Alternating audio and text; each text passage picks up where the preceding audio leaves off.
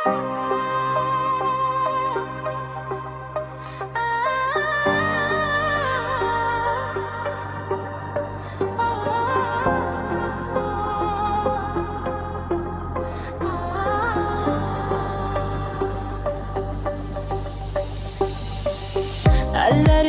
üzüp menden yarın bir başkadan oldu.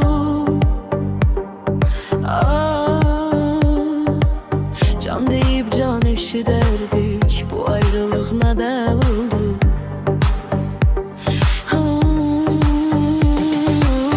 Kızıl gülem desteyem ben, bülbülem qəfəsdəyəm mən.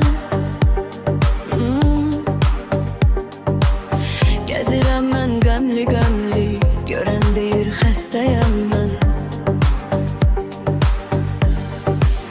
Yandı ürək, kabab oldu, gül bağçamda xəzan oldu. Mən ki səndən ayrılmazdım, bu ayrılıq nədən oldu? Yandı ürək, kabab oldu, gül bağçamda xəzan oldu. Mən ki səndən ayrılmazdım, bu ayrılıq nədən oldu?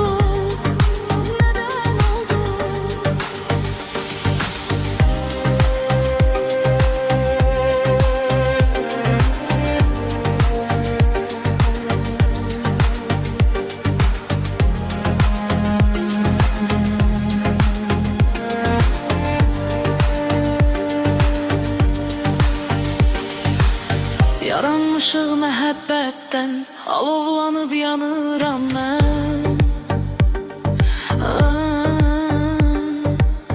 Bu həsrətdən, bu möhnətdən, gözümün yaşı dəndən oldu.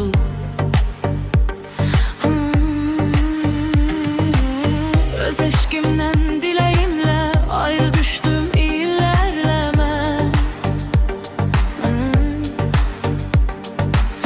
Ancaq səndən ayrı gəzən ürək deyil bədən.